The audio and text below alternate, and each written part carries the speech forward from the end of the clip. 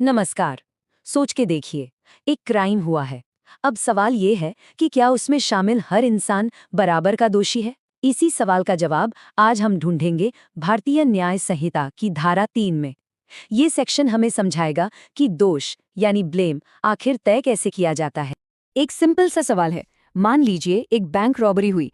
एक आदमी अंदर बंदूक चला रहा है और दूसरा बस गेटवे कार में बाहर इंतजार कर रहा है। तो क्या क्या दोनों को एक ही सजा मिलनी चाहिए? देखिए, कानून की नज़र में ना इसका जवाब उतना सीधा साधा है नहीं जितना लगता है। चलिए इसी गुत्थी को सुलझाते हैं। अब देखिए, किसी भी क्राइम की गहराई में उतरने से पहले जरूरी है कि हम कानून के कुछ बेसिक रूल्स, एकदम बुनियादी नियमों को समझ लें। सोच लीजिए कि ये वो नींव है जिस पर क्रिमिनल रिस्पॉन्सिबिलिटी की पूरी इमारत खड़ी है। तो यहाँ 4 बेसिक प्रिंसिपल्स हैं। नंबर 1, क्राइम की जो डेफिनेशन एक जगह दी गई है वो पूरे कोड में हर जगह वही रहेगी। नंबर 2, शब्दों का मतलब कंसिस्टेंट रहेगा, बदलेगा नहीं। नंबर 3, पोजेशन यानी कब्जा, वो इनडायरेक्ट भी हो सकता है। मतलब अगर किसी की चीज उसके जीवन साथी या कर्मचारी के पास है तो माना जाएगा कि वो उसी के कब्जे में है।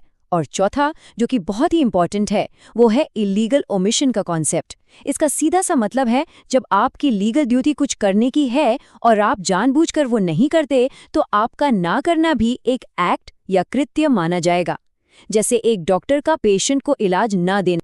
अच्छा, तो ये तो हो गए बेसिक रूल्स। अब चलिए उस जगह चलते हैं जहां क्राइम असल में पैदा होता है, यानी इंसान के दिमाग में, उसके इरादे में, उसके ज्ञान में। कानून सिर्फ ये नहीं देखता कि क्या हुआ, बल्कि वो ये भी देखता है कि जिसने किया उसके मन में आखिर चल क्या रहा था। अब आते हैं एक बहुत बहुत इंपॉर्टेंट कॉन्सेप्ट पर, जिसे कहते हैं कॉमन इंटेंशन या सामान्य आशय। इसका मतलब बहुत सिंपल है।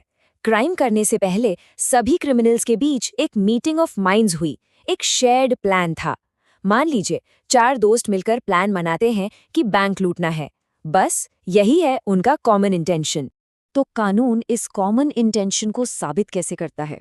उसका एक फॉर्मूला है। समझिए, पहले एक क्रिमिनल एक्ट होता है, दूसरा इसे कई लोग मिलकर करते हैं, तीसरी और सबसे जरूरी बात, ये सब एक पहले से बनाए गए शेयर्ड प्लान को आगे बढ़ाने के लिए किया जाता है। और इसका नतीजा ये है कि कानून हर एक शख्स को, हर एक को ठीक उतना ही जिम्मेदार ठहराता है जैसे उसने पूरा क्राइम अकेले ही किया हो। तो कॉमन इंटेंशन की तरह ही एक और चीज है क्रिमिनल नॉलेज। अब यहां हो सकता है कि कोई डिटेल्ड प्लान ना हो, लेकिन अगर कोई ये जानते हुए भी क्राइम में शामिल होता है कि इसका मकसद गलत है, क्रिमिनल है, तो वो भी बराबर का जिम्मेदार होगा। मतलब इंटेंशन की तरह नॉलेज भी बहुत मैटर करता है। चलिए अब कुछ और कॉम्प्लेक्स और उलझे हुए केसेस देखते हैं, क्योंकि कानून की असली परख तो ऐसी ही सिचुएशंस में होती है जब चीजें ब्लैक एंड व्हाइट नहीं होती। हम सीधे लॉ बुक से ही कुछ बड़े इंटरेस्टिंग एग्जाम्पल्स उठाएंगे ताकि समझ में आए कि ये रूल्स असल जिंदगी में काम कैसे करते हैं। क्या ऐसा हो सकता है कि एक क्राइम आधा कुछ करने से और आधा कुछ ना करने से हो? सुनने में थोड़ा अजीब लगता है ना? आइए देखते हैं कि कानून इसके बारे में क्या कहता है। जरा इस सीन को इमेजिन कीजिए। एक शख्स है ए, वो पहले जेड को पीटता है। ये हो गया एक एक्ट, एक कृत्य। इससे जेड कमजोर हो जाता है। फिर ए जानबूझकर जेड को खाना देना बंद कर देता है। ये है इल्लीगल ओमिशन। अब इन दोनों चीजों का, यानी मारपीट और खाना न मिलने का असर मिलकर जेड की जान ले लेता है। तो कोर्ट का वर्डिक्ट क्या होगा? कानून यहाँ पर मारपीट के एक्ट को और खाना न देने के ओमिशन को अलग अलग नहीं देखेगा। वो इन दोनों को जोड़कर एक ही क्राइम मानेगा। और इसका अंजाम? सीधा सीधा मर्डर। अच्छा, अब एक और मजेदार सिचुएशन। क्या होता है जब 2 लोग एक क्राइम में कोऑपरेशन तो करते हैं, लेकिन अलग अलग टाइम पर? यहाँ कानून जिम्मेदारी कैसे बांटेगा? सोचिए, 2 जेलर हैं, ए और बी। दोनों आपस में अग्रीमेंट करते हैं कि एक कैदी को भूखा मार देंगे। उनकी प्लानिंग हो चुकी है। ए अपनी शिफ्ट में उसे खाना नहीं देता, फिर जब बी की शिफ्ट आती है वो भी यही करता है, और आखिर में कैदी भूख से मर जाता है। इस केस में फैसला बिल्कुल क्लियर है, क्योंकि उन दोनों ने एक दूसरे के साथ मिलकर काम किया, कोऑपरेशन किया, और उनका इंटेंशन भी एक ही था। इसलिए दोनों को मर्डर का दोषी माना जाएगा। सिंपल। लेकिन चलिए अब कहानी में एक ट्विस्ट लाते हैं, एक छोटा सा बदलाव। क्या हो अगर उन दोनों जेलरों ने आपस में कोई प्लान ही न बनाया हो, कोई कोऑपरेशन ना किया हो, एक दूसरे से अनजान हो?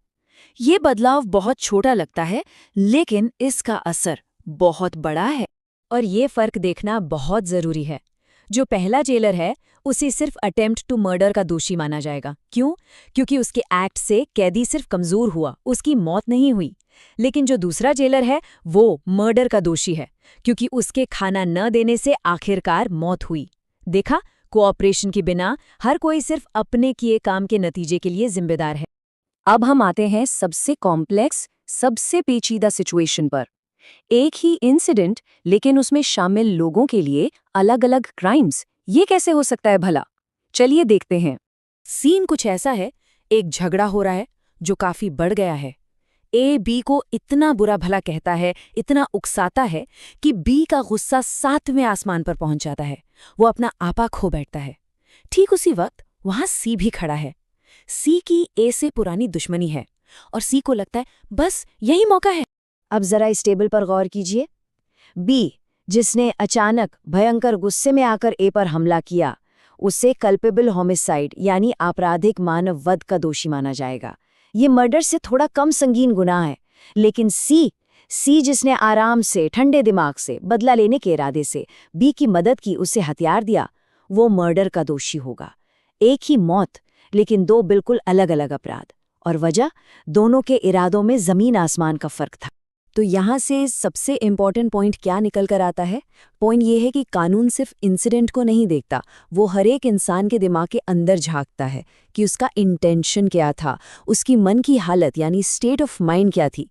यही चीज़ तय करती है कि कौन किस गुनाह का दोषी है। ये चार्ट समझ लीजिए पूरी बात का सार है, एक समरी है।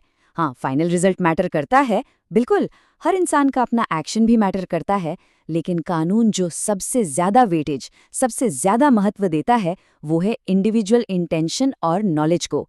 असली कहानी यहीं से शुरू होती है। तो आखिर में हमने क्या सीखा?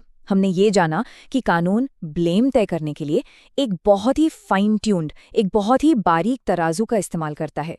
वो सिर्फ ये नहीं पूछता कि क्या हुआ, बल्कि ये भी पूछता है कि हर शामिल इंसान ने क्या किया, उसके दिमाग में क्या था और वो चाहता क्या था। क्योंकि कानून की नज़र में दोष यानी गिल्ट हमेशा पर्सनल होता है। और मैं इस विश्लेषण को इसी सवाल पर छोड़ना चाहूंगा। जब हम ये समझते हैं कि कानून ब्लेम को कितनी बारीकी से, कितने लेयर्स में देखता है, तो क्या न्याय के बारे में, जस्टिस के बारे में हमारी अपनी सोच, हमारा नजरिया बदल जाता है? इस पर जरूर सोचिएगा।